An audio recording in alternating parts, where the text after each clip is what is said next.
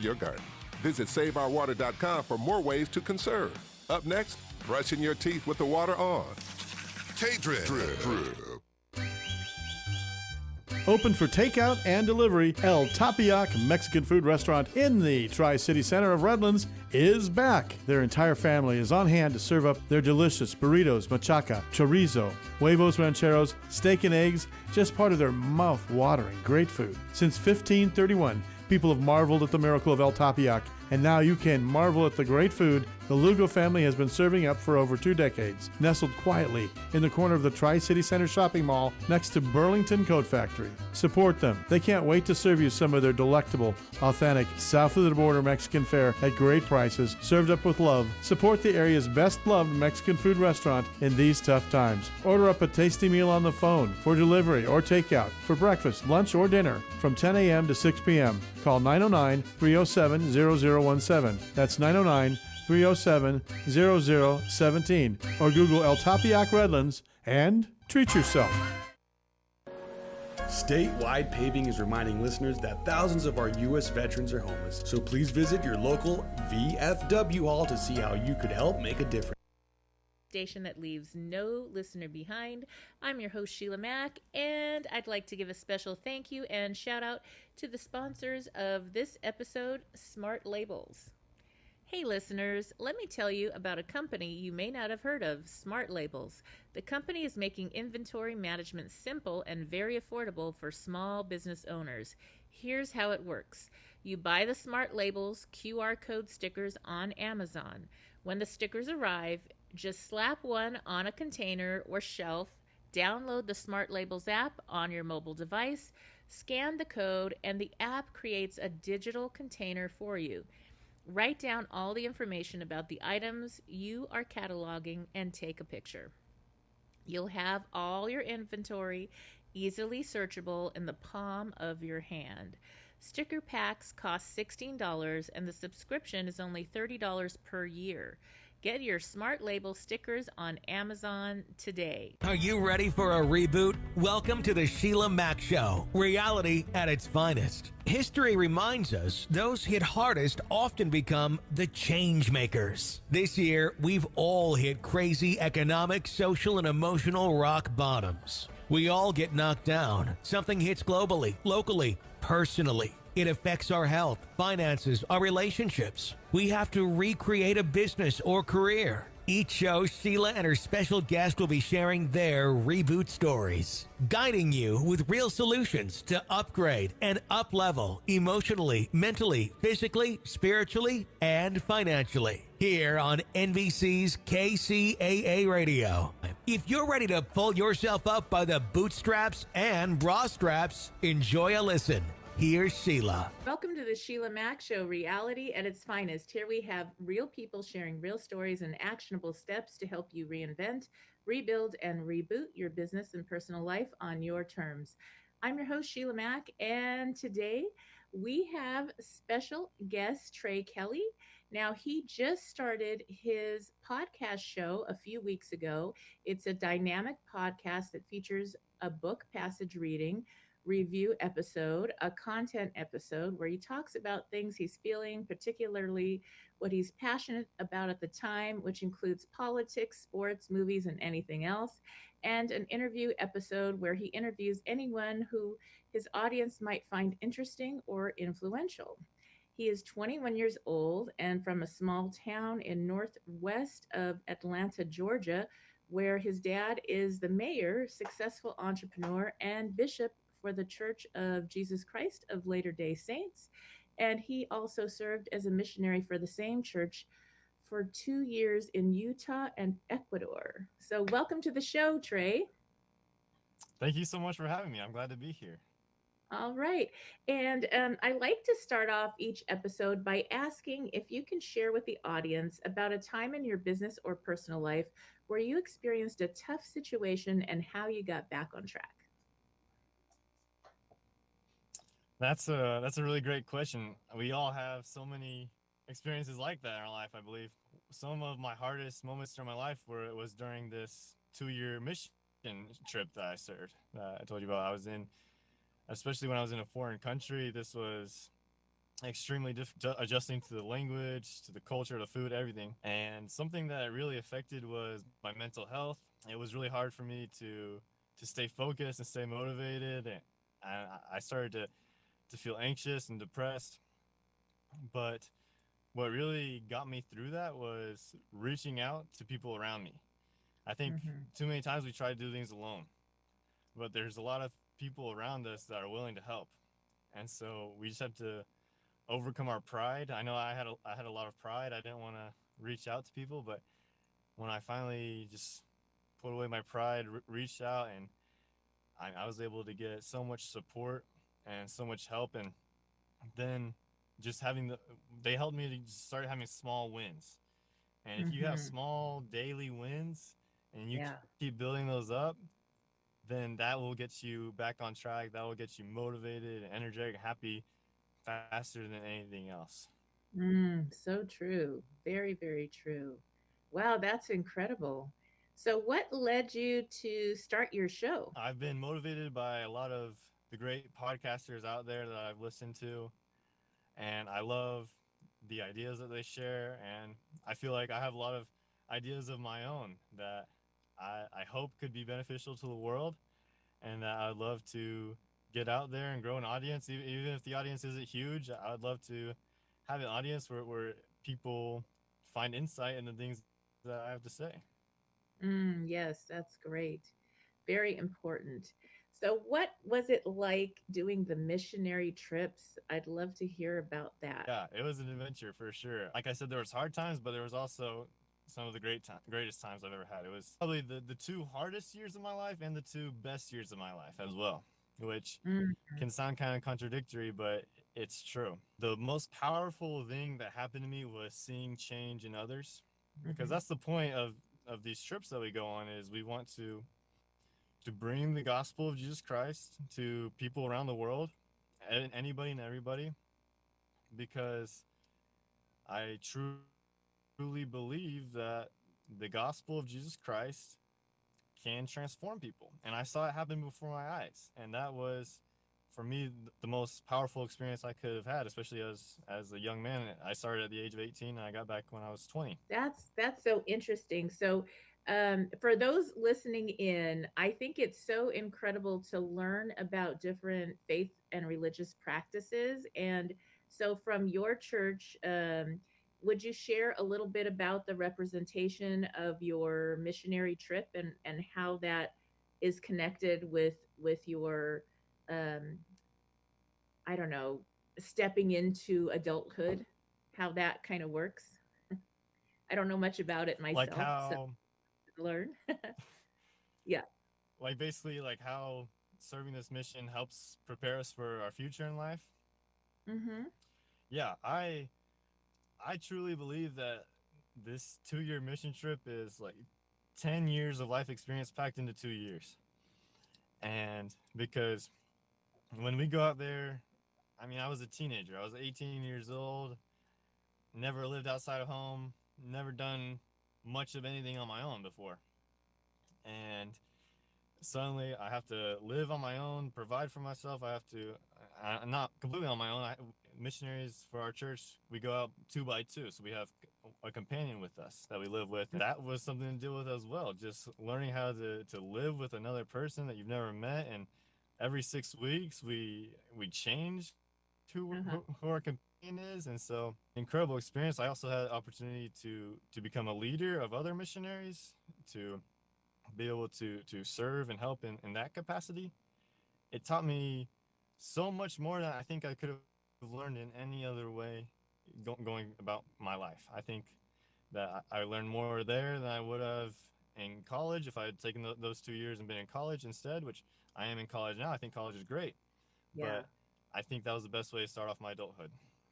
I love that. That is so great. And that's really interesting. I totally believe that there's something about getting to know people outside in the whole world through travel and sharing and learning about other cultures is so incredible, and what a wonderful experience. Now, for myself, six children, I adopted three, and three of my own. And so this really big family. And my youngest two, my son actually had a heart condition from Wow. fifth grade on. And so when we got into the high school years, we decided to do like a home study program and travel because Wow. we actually, he was only given like a year in fifth grade and he lived to be 22. And so Wow. we traveled together as a family and we got to see the world, and we did a lot of spiritual studies and got to visit Holy Land, and we went to India. We studied with so many different people and learned the different cultures from all over the world, and we kind of had a blast. And it's like it just really changed our way of looking at the world and connecting with different people. A lot of gratitude came into what we have here in the United States. Even if you're on a budget, we're doing better than like most of the people in the world overall. So it just changes perspective so much. So I think that's an incredible thing to have as part of your faith practice, to be able to go out and then share your faith with others as well. And so that's pretty cool. And now, what is it like having a dad who's the mayor? It's a really cool experience. It opens me up to a lot of amazing opportunities.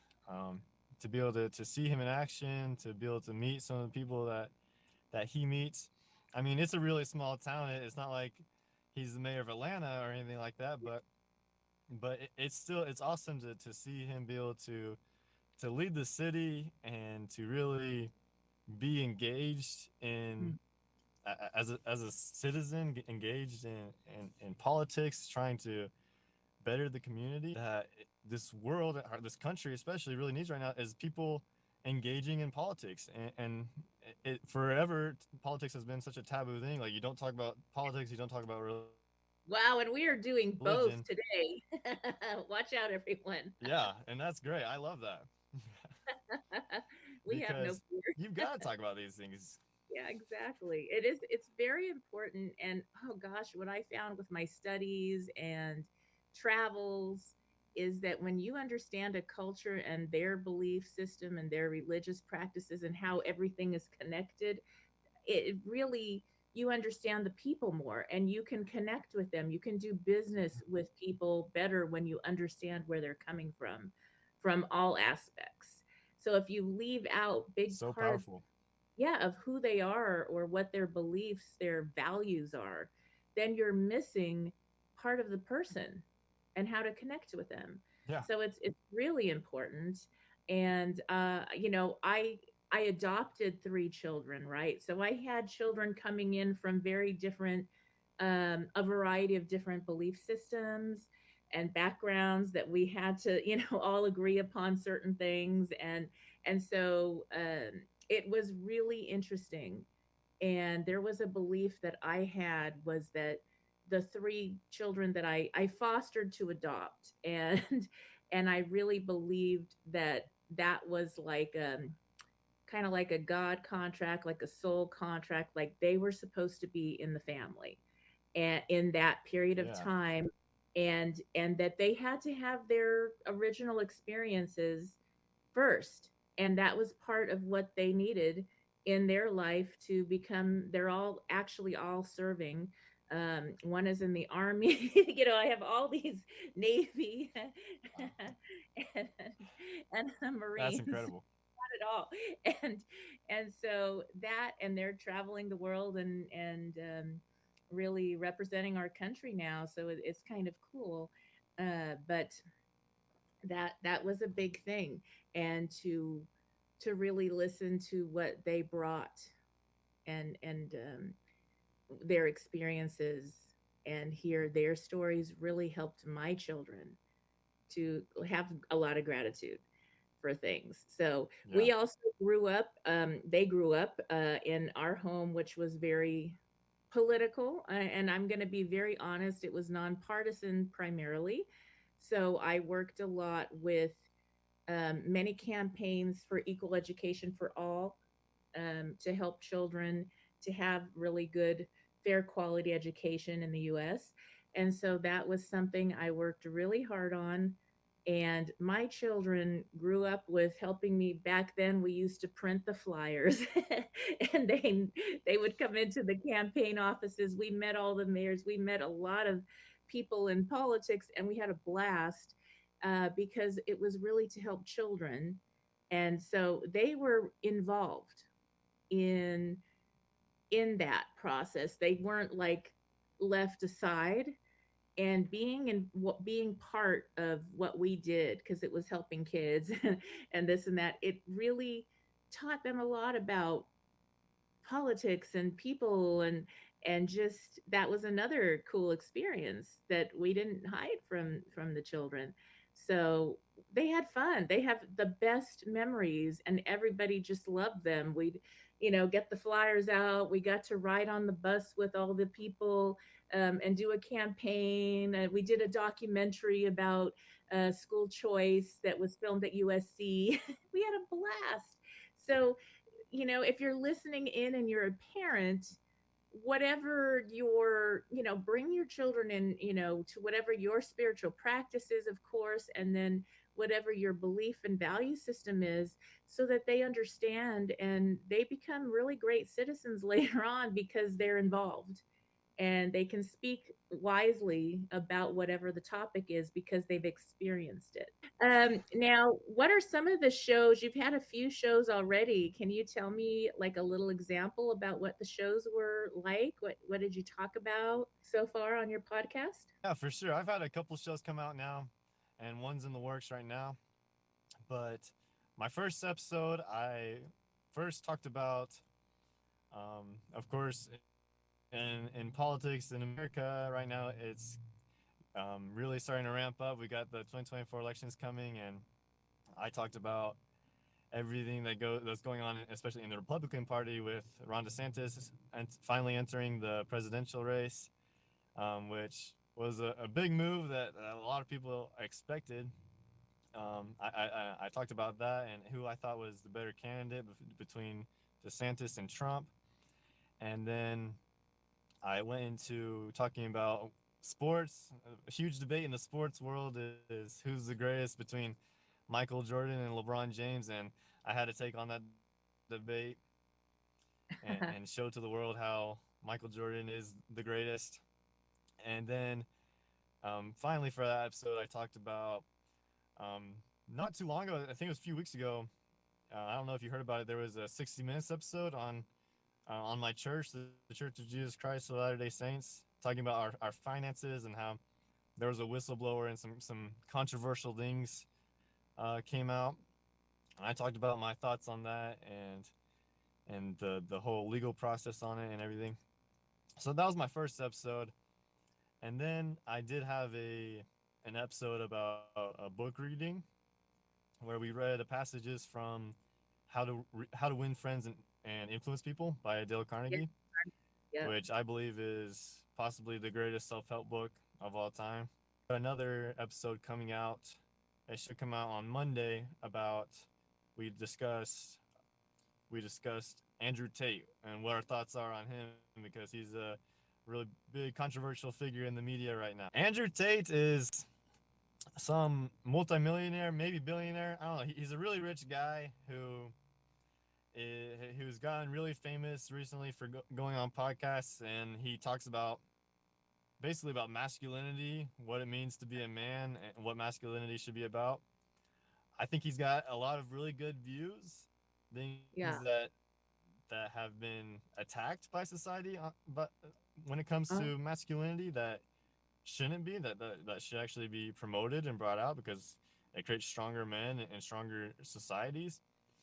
But he's a very worldly, prideful man who his biggest focuses in life is having a lot of money, having big houses, cars, and getting with a lot of women. And oh, I don't think uh, that's I don't think that's what manhood is about. And I think that he does get things wrong a lot. well, there are people that still are figuring things out. in that realm.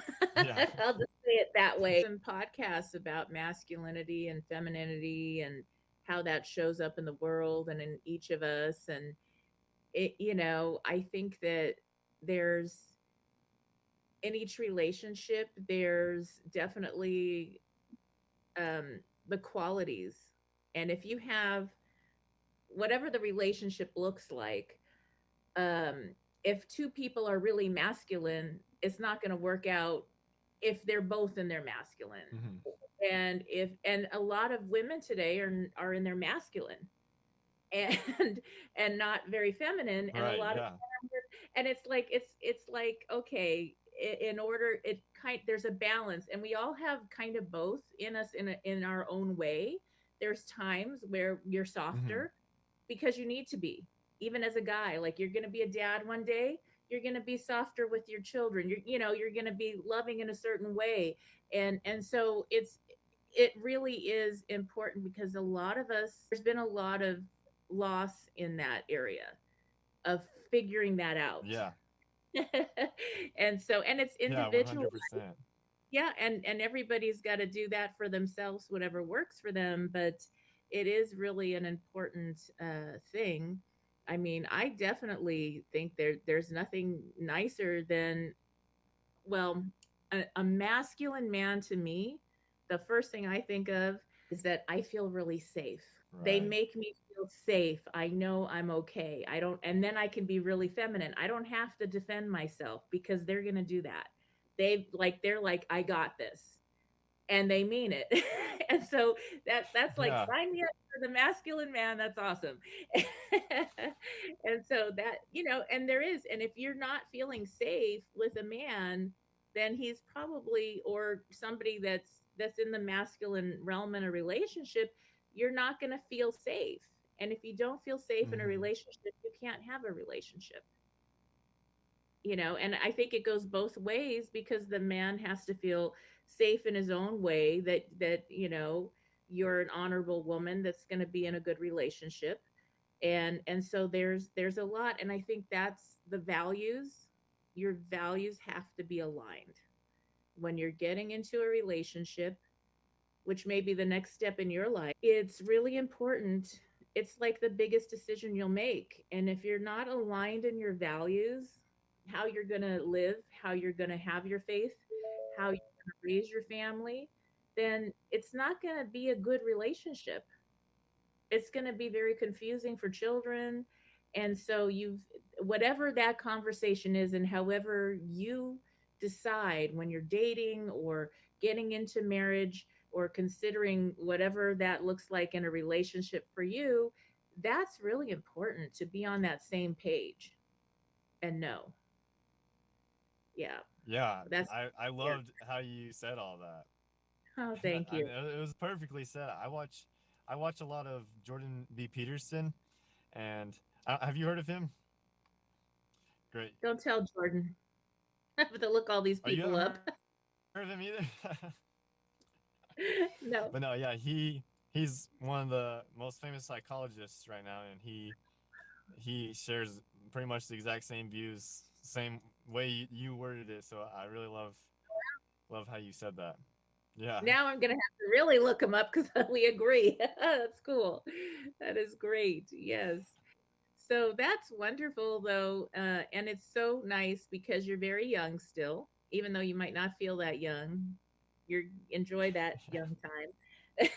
It goes quick. What was that like for you? Going through, you went through like high school and COVID, during So COVID, or actually, COVID actually started right after. So I graduated in 2019. So COVID okay. started in 2020. So Oh, actually, I wow. started my mission trip during COVID. Yeah. So you were really guided to go, and even through the pandemic, that was pretty brave. Were there some people that put off their Yeah, it was mission? a yeah, a lot of people actually put off their mission trips for that. Wow, that is interesting. Yeah. So what was your decision that was like, I'm going to go anyway? Well, I've always known that I was going to go since I was a young kid. I've had dreams of going on a mission, and so when the time came, I wanted to go. I wanted to do it, and they gave me the option. Church headquarters sent me an email and asked me, "Do you want to postpone for 18 months, or you can just go now?" And I said, "Let's go now," because I knew I Mm, wanted to do it, and so I didn't want to wait any longer. right. Wow. That's incredible. Well, that's wonderful that you did that. And you had what was like the hardest experience you had during that missionary trip or trips? Definitely during that time when I was feeling just really overwhelmed by being in Ecuador, being in a different country, and I was having a lot of struggles mentally. And then I got there's a kind of an infamous disease down there called dengue that comes Oh, from the mosquitoes. right. And so just during that time, like my worst mental state, I got dengue. Oh, So my. and it's just a terrible physical state as well, because it's a really painful disease. Like it's this fever that you get that's really painful. The nickname for it is called break bone fever, I think. Wow. And so I was just out. I was just stuck in bed for like a week, and it was yeah, that was an incredibly hard time. I still had a few more months left out of my 2 years, and at that time I wanted to go home so bad and just get back to America where we have better healthcare, hospitals, and get feeling better and get mentally better. But I knew I had to stick through it. I started the 2 year mission, and I was gonna finish it. Good job. Yes.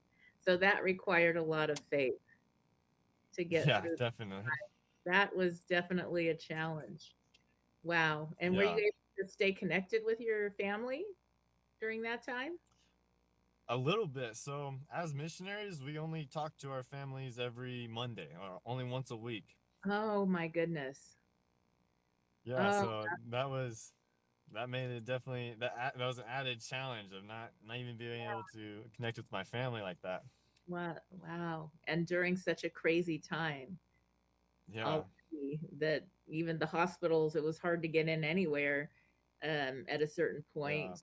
So, well, I'm glad you're here and you've got a lot of great work to do. And so now, what are your goals for the next year?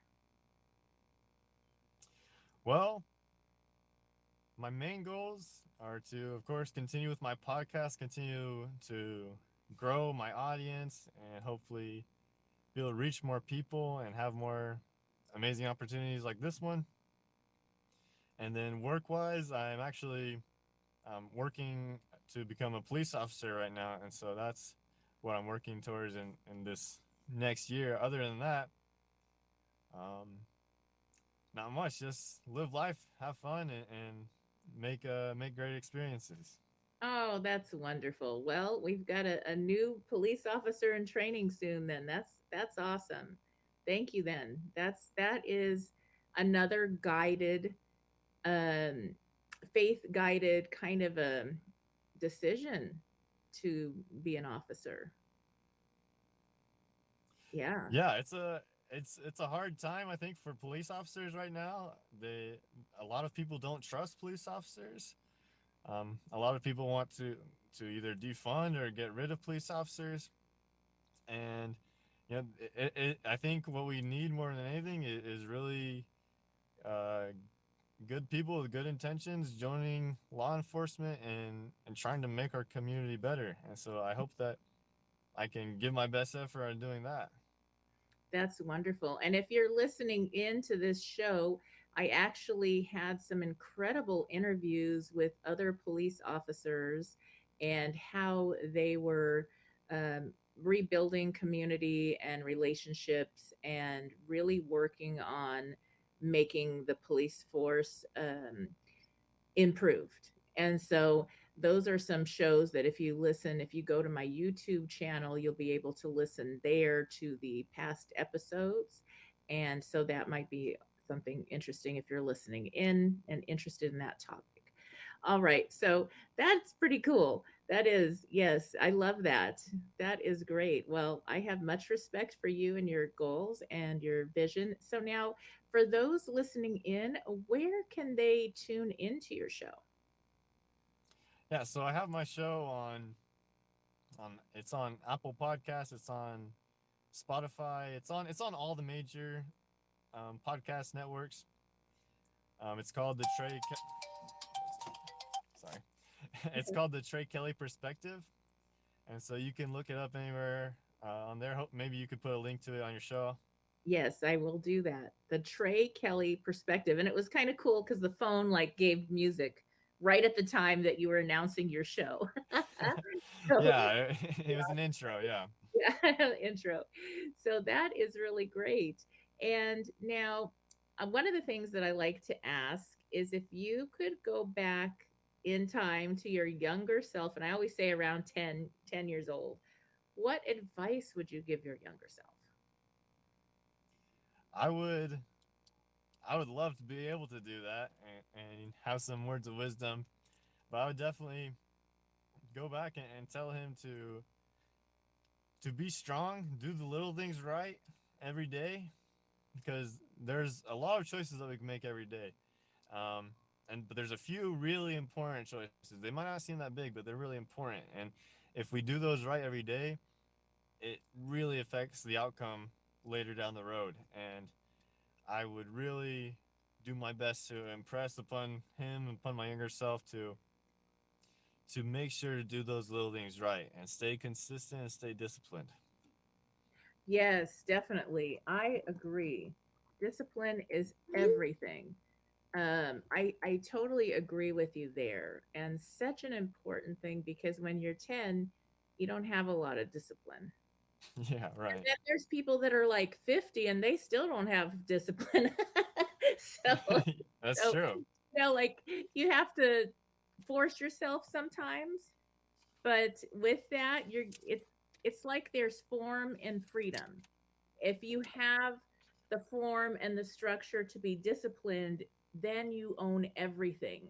You have the life that you want based on your value system, and you can reach your goals based on what you want in your life. But if you don't have that discipline, you won't have that freedom. So that's it, it's like the key to freedom is discipline, and a Yeah, lot. that's Yeah. perfectly said. Yeah, a lot of So people many say, people believe. yeah, Sorry, go ahead. Go ahead. sorry. So many people believe that freedom comes from almost the opposite of discipline, from doing whatever you want whenever you want to do it. When that's not really true, because then you become slave to your emotions, to your desires, whatever you want right in that moment. You have to have it, and you're a slave to that, and that translates to a lot of addictions like drugs, alcohol, pornography, all these different things.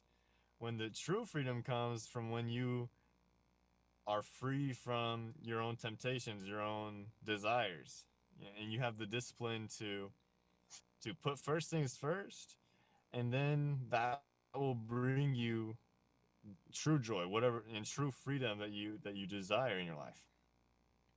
Yes, that really is true. And you brought up drugs and alcohol and all those different things that are um, difficult for some people. I have been really blessed with not having that in my life, and my kids don't have that in their life. So like I don't drink at all, and it's not like a religious thing, or it's just like that's just my values, and it's not. It's a lot of sugar. There's so many reasons, and I like to have my Yeah, mind. Like, I like to be in control. Maybe I'm a control freak because I like to be in control. I don't want like something else to be in control of what I'm thinking or doing.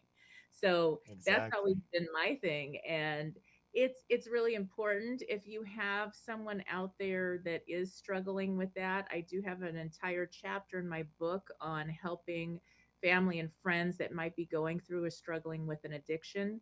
So that is in my book, and that's something that if you look around, you might have a friend that's struggling or suffering, and just showing up and being present to support people through their walk out of that is going to be so helpful. And there's ways to do that without, um, I don't know, maybe helping too much where it's like a crutch and they stay in their addiction.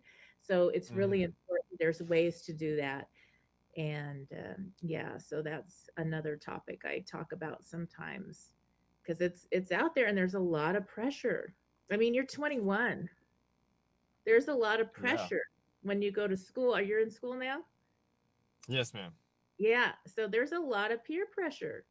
And even in my ages, people are like, let's go to dinner, let's go drink. And I'm like, I'll have water, I'll have an iced tea. And they're like, why aren't you Right. drinking? I don't need to drink. I'm happy already.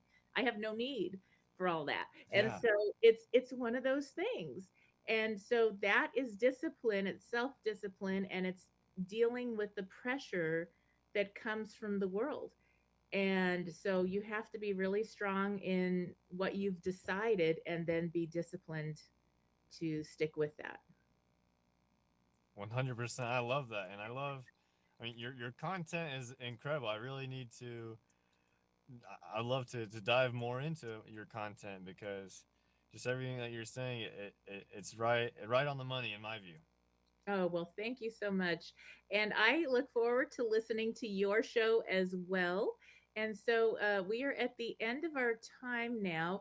And so I'd like to again share your station or where people can tune in to your show, Trey.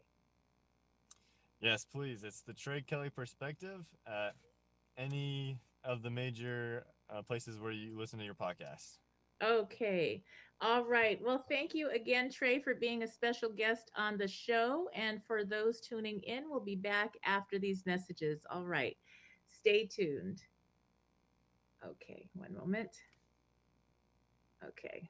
If you are just tuning in, this is NBC's Sheila Mack Show here on KCAA Radio, the station that leaves no listener behind. I'm your host, Sheila Mack, and today we had a really fun interview. Now, during our interview with Trey, we discovered how his own faith and connections with others helped him to overcome an illness. And then he also battled some depression through that time as well.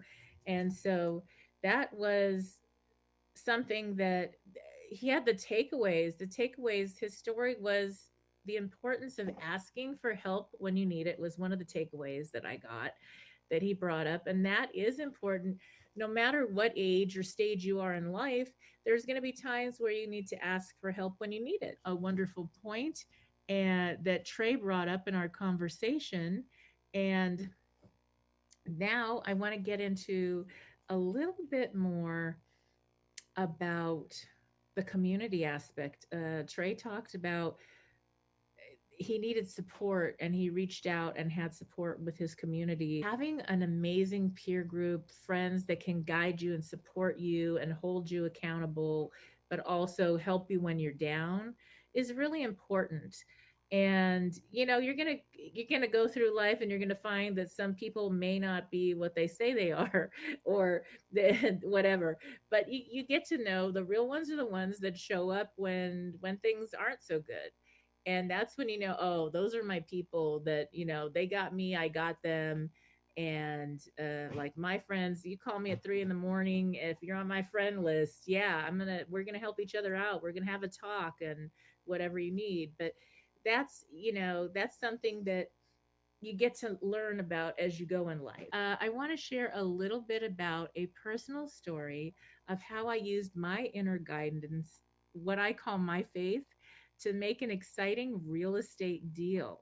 So if you are listening to this show to get some ideas and you wonder, oh my gosh, can I ever buy anything in this crazy time with inflation and interest rates rising and all this?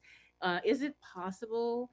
Are there things out there for starters or to invest in for a first time investor? What are the possibilities? And there are so many, and I'll be sharing about the different possibilities. So get your pencils out, get your pens out, get your paper out, and get ready to take some notes. Before I delve into my story, I just wanted to introduce myself. I have this show. This is almost my fourth year on the station, and you can also find my show on YouTube and iHeartRadio, as well as KCAA Radio and all the major podcasting channels.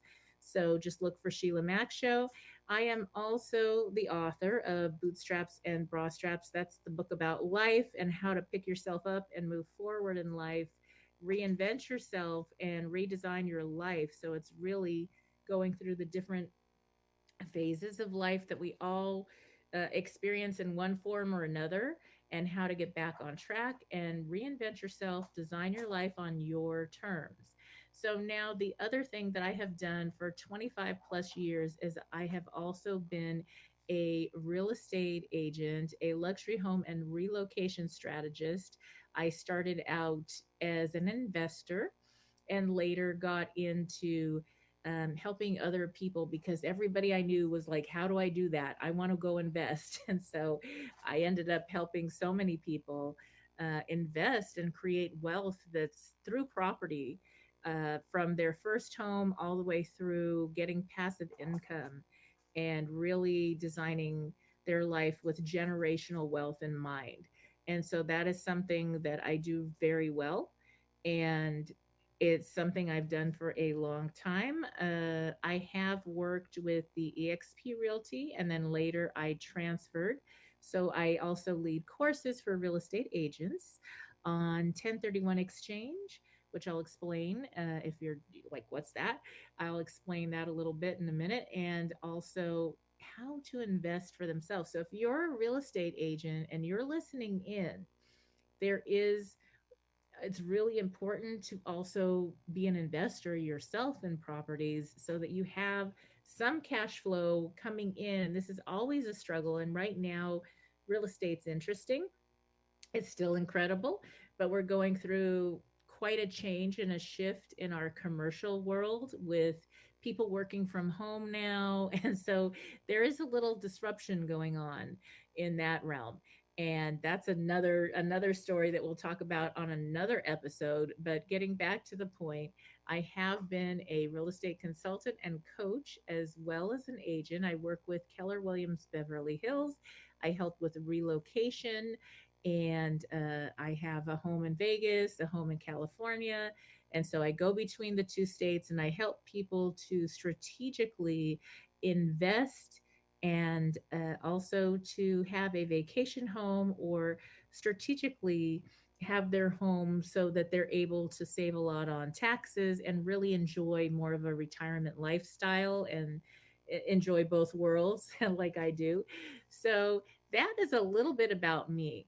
Personally, I have done the 1031 exchange. I've done 23 of those myself. So if you're wondering what that's about, as you start investing after your home, or maybe you invest, there's so many different ways to do it, and I'll get into all those. But as you invest, let's say you have a duplex or a triplex and you want to sell it to buy something that's even better with more units and that makes better cash flow. You paid it off or paid it down and you're ready to reinvest. You don't have to sell and pay capital gains tax as long as you do what's called a 1031 exchange. So at the time of this show, that is still a legal thing to do. And it is within the law. It's like a tax code 1031. And so there's a special process that you need to do. You need to work with an agent that can help you with that. I'm definitely one that has helped many people. Like I said, I've done 23 of my own exchanges, plus helped many people. And so when you do that, we work with an accommodator and the agent, and you have a very short time that you need to identify before your sale or during your sale or right after your sale of your property. You need to identify the properties, and you only can identify 3 properties that you would like to purchase. So it's nice to have an agent that can help you kind of negotiate a deal on the road so that you get to close and not pay the capital gains. And there's ways to do that. But you have 180 days from the time your escrow closes on your sale in order to close escrow on your new buy of one of those 3 that you've identified, or you lose and you have to pay, like the buzzer goes off, and you have to pay a capital gains bill. Now, the capital gains tax, it's not like you're not going to pay it, it gets deferred. And so that tax ends up going on to the next sale and the next sale, and eventually they get you. But but it's a way to buy up and increase your wealth in real estate strategically without having to lose that capital gains tax. And it's not good if you don't know about it and you're listening in and you have some rental property, even if it's just a unit or two. That's a big deal. And there's certain qualifiers that you have to have the property so long, you have to have rented it out. So there's certain rules that you need to have an agent usually that can help you with all that before you sell. Before you're ready to place it on the market to sell, you want to talk to somebody that knows what they're doing in that realm. I have a team of agents, and I work with other agents across the United States that are all um, particularly versed in this special 1031 exchange. You can reach out to me, call the Keller office in Beverly Hills, and you can go ahead and ask for Sheila Mack, and I'll be happy to coordinate with you for whatever state you live in and help you to get somebody that can help you with that process. So that's a fun thing when you're ready for that. Now, I'm going to tell you a true story about it was kind of like a $35,000 bet. And I don't bet, I don't gamble, but it was a challenge. We're going to call it a challenge because that's a much nicer word.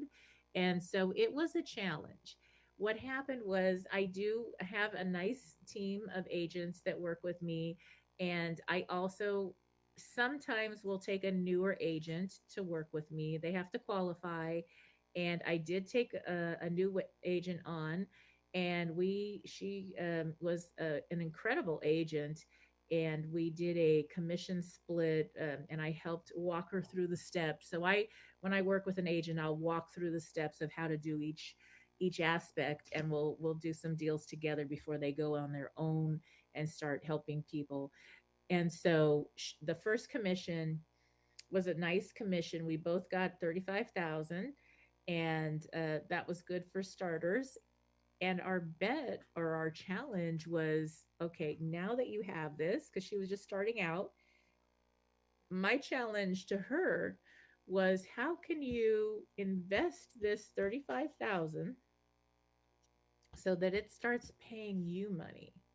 What are you going to do? And so I won that bet or that challenge. And so I hunted, and this was in 2015. So it wasn't that long ago. And I looked and looked, and I actually found a prefabricated, it's almost like a mobile home, but it's a prefabricated. So it's a little different, a better like quality, I guess, as far as the building, the way they build it. It kind of looks like a house. Anyway, I bought a prefabricated home up in the canyons, and that was like the canyons near Los Angeles. So it's a beautiful area. And the view, there was this huge deck that wrapped around the entire place. It was very private, and you have the view of the entire city. So we're getting close to the 4th of July. We could see fireworks. You could go there and have a party, and everybody could come over and watch the fireworks. So I ended up, well, when it first came on the market, it was like 90 something, 96 something $1,000. And I watched it. And then it went down to 60 something $1,000. And at that time, it started to rain in California. And I know we've had a lot of rain last year, but usually it doesn't rain that much in California. And so nobody wanted to drive up the canyon in the rain, and it was raining. So it was like, oh, good. Nobody's going to go look at that place. And so I waited, and then they dropped the price again to 39,000. And I drove up that canyon. I was like, okay, drive up the canyon, cool. And I offered cash 35,000 as is. I did bring a contractor friend with me, and so we met the listing agent, and I got the deal. It didn't need it needed paint. It needed a little work, and I did put a couple of walls up, and they have different permitting rules, the prefab houses than a regular house, let's just say. And so you don't have to do as much with the permitting, which was even better. And I just put up two walls. They were to code, they were safety and this and that. And I spent about 4,500 to do that. I put that on my credit card to prove I was going to stay kind of in my limit. And I helped with the drywall. I put my own, I will roll up my sleeves and do the work when it's necessary because I was on a challenge. So I made it a game. And if you like Tony Robbins, he has a book, Money Master the Game. So it is a game. And so I made it a game, and I made it into 3 units. There was enough bathrooms, showers for everybody, the way I separated the houses up. And I added uh, like a little kitchenette and made it really cute. I designed it so it was kind of like Zen. I called it the yoga deck, and I had yoga mats, and I had like the little statues and little cute little things that everybody likes, and I made it beautiful. Okay, the furniture, I did buy the furniture too, and I spent about under $1,000 literally, and I bought all the furniture, the beds, new mattresses, and I got it from, okay, you got your notes out. I got it from what they call Habitat for Humanity Restore. And what I love about that place is that you actually are donating back to Habitat for Humanity that helps people that need homes get homes. And so many people donate their used or pre-owned furniture. A lot of times furniture stores will donate furniture they didn't sell to get a write off. And so most of the furniture I got came out of like mansions. I had artwork from some famous people's homes that they had just picked up and brought over to the store. So it was really beautiful and for pennies.